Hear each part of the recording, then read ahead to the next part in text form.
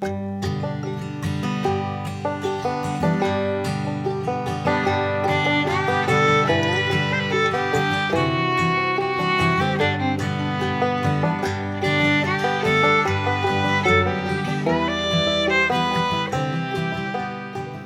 tale starts with a lump of mud, and not just common, everyday mud, for the English hillside that it came from furnished the clay that made the potteries of Staffordshire famous a century and a half ago.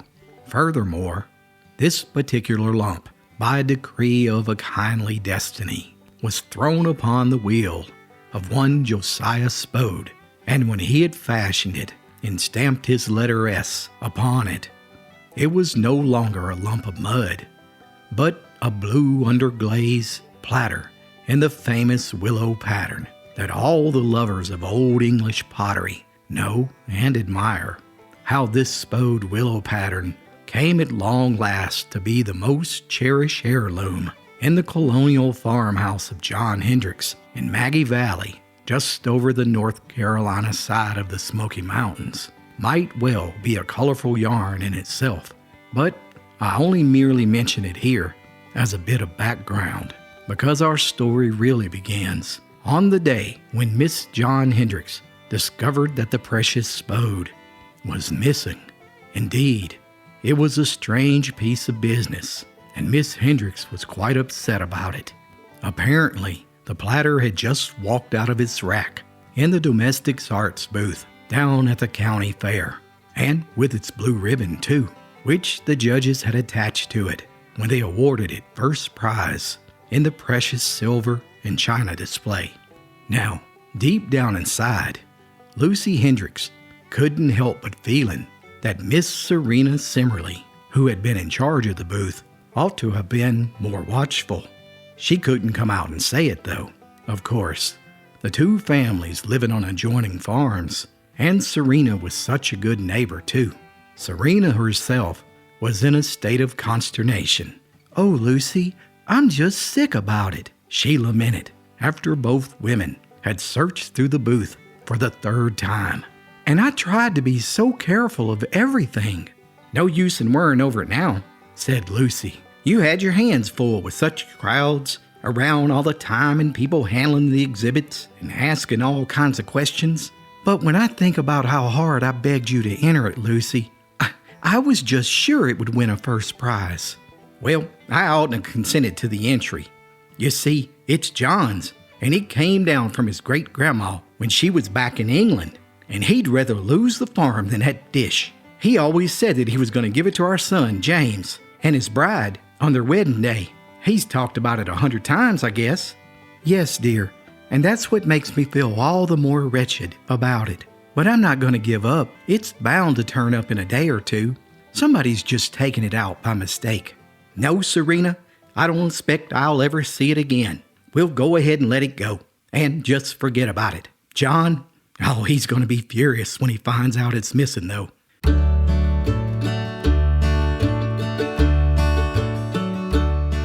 Truth be told, it taxed Lucy's wifely diplomacy in the days that followed to steer the family conversation away from the delicate subject of the lost platter. But fortunately, there was much else to talk about, since Lucy had won her full quota of blue, red, and green ribbons on needlework, fancy eggs, and cold-packed vegetables in glass, and even John's own winnings on expertly graded bright-leaf tobacco had been written up on the first page of the county paper. One way or another, though, Lucy had managed to avoid any questioning about the Spode.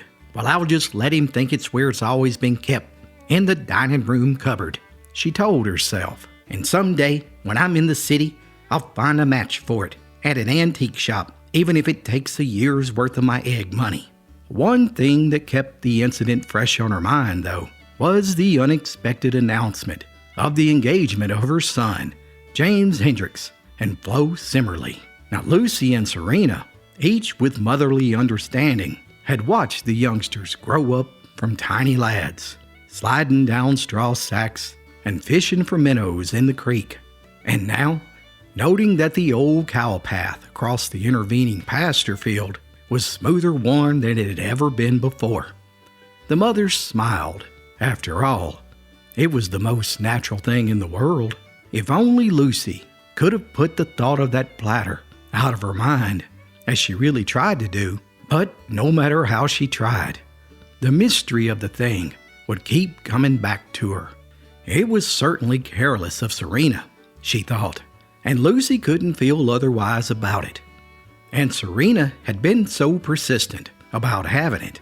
Oh, she made 3 trips across the pasture before Lucy would even agree to let it go. Strange, too, how fond Serena had always been about that spode. Lucy thought to herself as she did her morning work. She's told me so often about the fire that burned in her father's house when she was just a gal and destroyed all the china and the things that would have been hers. But then Lucy would feel ashamed of herself for brooding over the matter. She ought never think of it again. But she would. There's something fishy, the way she had always had to have a look at it whenever she dropped in. And that time she borrowed it when a lot of company came, and she kept it for pert near 6 months until I had to ask her for it. Not for the world, though, would Lucy have ever pointed a finger of accusation. It was only her ever-present dread of John's disappointment and disapproval when he should find out, as he would sooner or later. So Lucy grew jittery every time she thought of it. She thought she knew her son James, too. But who does know a boy in love? Say, Ma, James inquired casually, rummaging through the cupboard for a piece of pie to sustain life between quitting time and supper time. Where's Dad's big blue dish that you used to keep on this shelf? Lucy's face went pale. John was reading the paper just outside on the front porch. Shh, don't shout so, son. Well, let me see. I just don't remember right now. Why do you ask? Oh, it was no reason at all. I just hadn't noticed it lately. Not since the fair, I guess. Just then, the gray ghost or something must have waved a shadowy hand before Lucy's troubled eyes. Unknown to herself, all the pent-up wonderings, all her pent-up frustration, and the petulant musings of the past few weeks lent a bitterness to her tone. Well, nobody knows where it is, unless it's your future mother-in-law. But for heaven's sake, don't breathe a word to her, or to your father. But the insinuation in her words was lost upon the literal-minded, unsuspicious James. That very evening, as he sat with Flo in the moonlight on the Simmerly front porch, he suddenly thought of something. By the way, sweetheart, I understand my mom to say that your mother has that old spode platter of hers. If she's through with it, I'll just take it with me when I go. It was midsummer, but for the rest of that evening, there seemed to be a cloud over the moon and a particular chill in the evening air. And the next day's mail brought a crisp note from Flo with the engagement ring enclosed.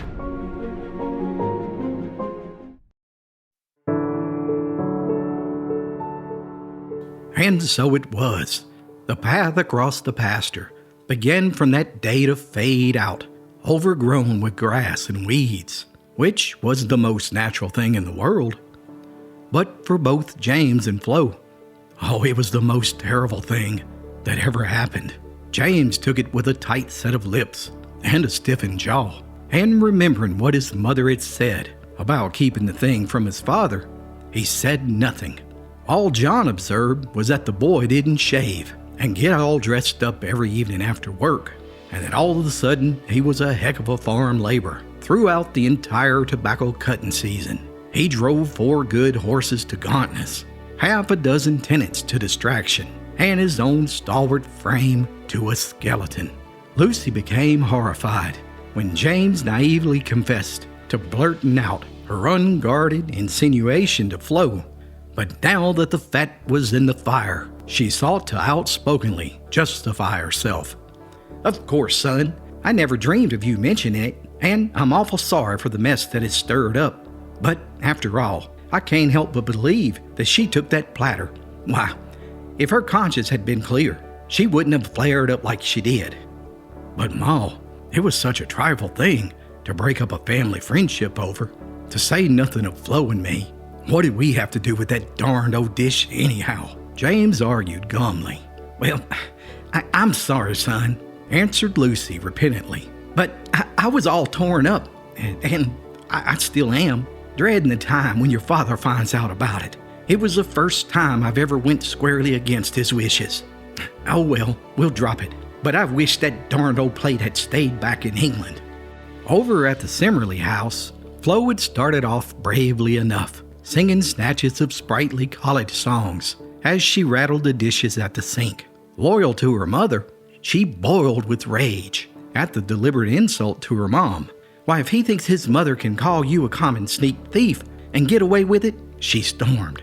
He's just a yellow hound, and I don't ever want to see him again. But before many days, though, Serena noted that whenever the Hendricks farm wagon clattered down the turnpike, Flo's eyes would be furtively peering through the half-closed shades at the slumping figure in the driver's seat, and then the girl would take to her bed for the rest of the day.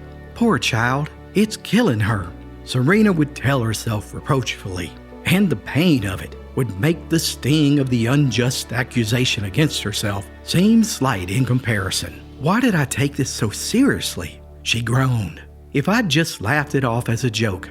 But now everything's ruined, past all mending. Week after week, Serena saw her own flesh and blood, pining and paling to a shadow. Flo wouldn't even let her mention the subject or anything connected with it. But the mother's sleep was broken nightly by two haunting pictures: Flo's face at a darkened window and a great oval dish with an oriental willow pattern showering tears into a river spanned by an arching bridge, and two mourning doves perched above the treetops.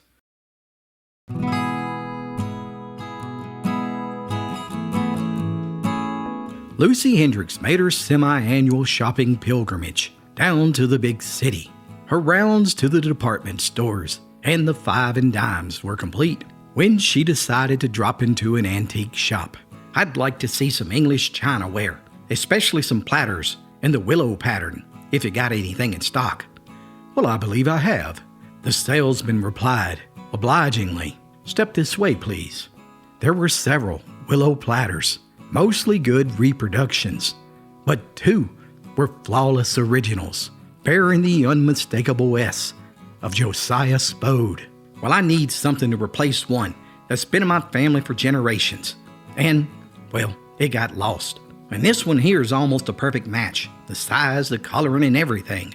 Only mine had a tiny nick right here on the rim, just above those two doves.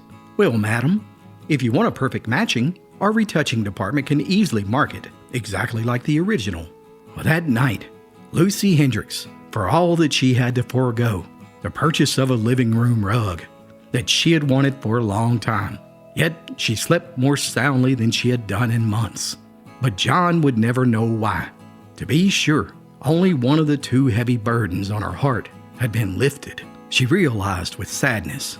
Her heart still ached every time she saw her son James, unshaven and haggard, going about his task like the most spiritless hired hand.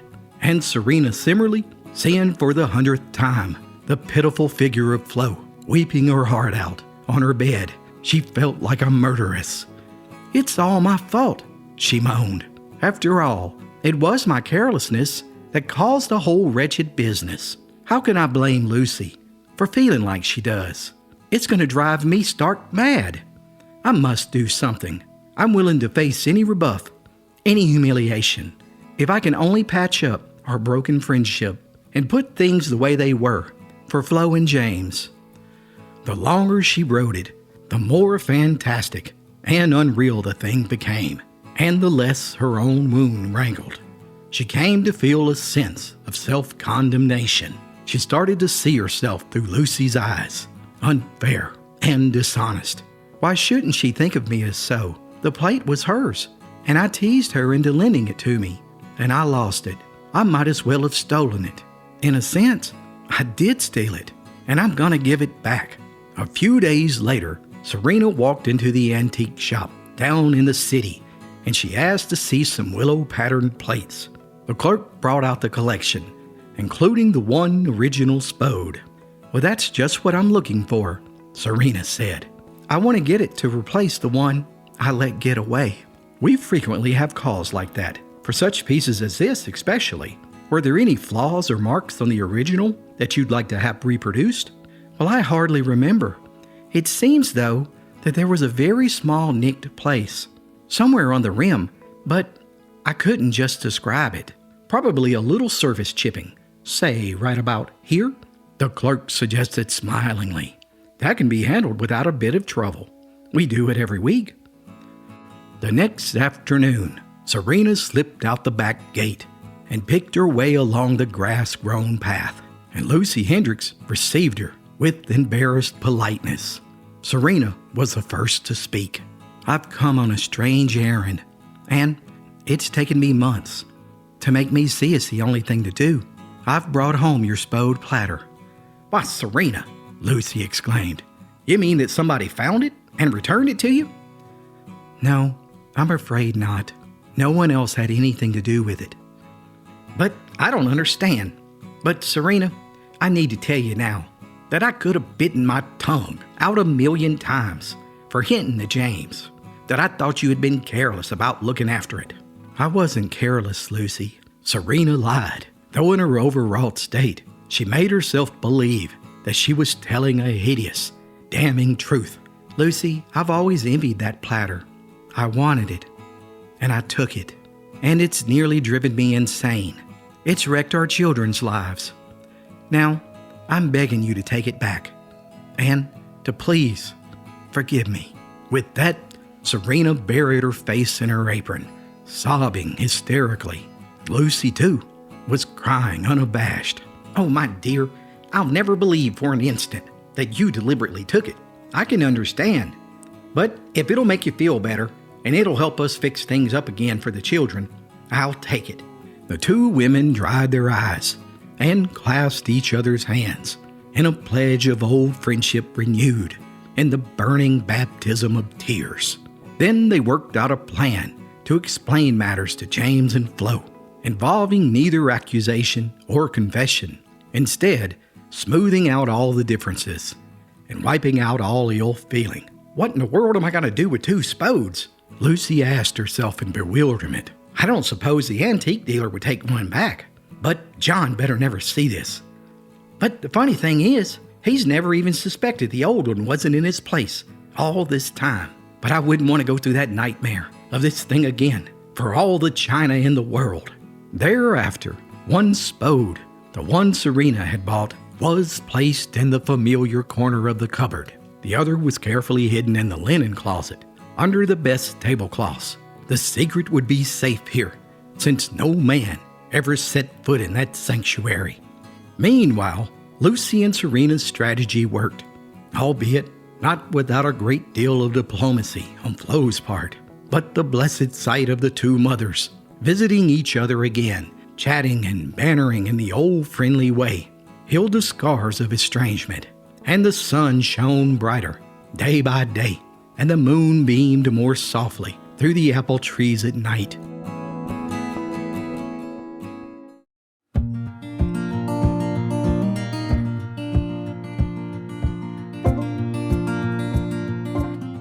The wedding took place just after Christmas and was followed by a dinner down at John and Lucy's house. Aunt Roxy, the live-in maid who had reigned as the queen of the Hendricks kitchen for more than 30 years, laid down the law to her mistress. "Now, Miss Lucy, you ain't going to set your foot in the kitchen today. You all got plenty to do without worrying over the dinner fixings." "Well, all right, Roxy," laughed Lucy. "I know the dinner's in good hands, and I'll obey your orders." The bridal party sat down to Roxy's culinary masterpiece, and the hostess took an appraising and approving look at the perfectly appointed table. In her full pride, Roxy entered, bearing aloft a steaming hot turkey, and was followed by her daughter as a second waitress, carrying the great golden Virginia baked ham. Lucy glanced casually at the two platters, one at the head and the other at the foot of the table. Just then, her heart stopped. Roxy had found the other spode in the linen closet. Lucy's crimson blush of mortification went unnoticed, though, for at that moment, John Hendricks rose in his place to greet the guest in true Southern wedding feast style. Friends, before we proceed to partake of this modest meal, I wish to greet you, one and all, and bid you welcome to this happy occasion. And in honor of the occasion, I desire to bestow upon my new daughter-in-law and her fortunate husband a token of my fatherly regard and affection, something that I've kept and prized through the years, just for this day and this very hour. Lucy's heart was pounding out of her chest as John unwrapped a package that he had hidden secretly beside his chair. Friends, this is my great-grandmother's old English dinner platter. And as the applause died away, John glanced down at the turkey, which was waiting for his carving hand, and for the first time, he saw the dish it was laying on. He laughed. Why, Lucy, honey, I thought you knew what I had planned, to have Roxy take the turkey back and exchange platters. And here you've gone and borrowed one. Oh, no worries. It's all my fault. I might as well confess. When this plate went to the fair last fall, I got an uneasy feeling about it, and I slipped out a while. While Miss Simmerly was busy at the other end of the booth, I grabbed it for fear that it might be lent out again at some church get-together or something. So I tucked it away in the bottom of that old trunk of mine in the attic. Just then, Flo and James stared at each other in wonderment, and Lucy and Serena exchanged one glance. In that glance, the whole drama moved swiftly to sudden understanding. What a stark tragedy, with cruel, false accusation, the pain and the pity of the past months. It might have been, but this was no time nor the place for tragedy or heartbreak. So the two women, with the wisdom that only mothers have, did just the right thing. They laughed. And then the bride and the groom laughed too. That's what wedding dinners are for. The guests laughed, though a bit mystified as to what the joke was. John Hendricks laughed, beaming upon them all, as a proud father should do. Even Aunt Roxy laughed, shaking her fat sides until her apron string burst. At long last, all was well in Maggie Valley again.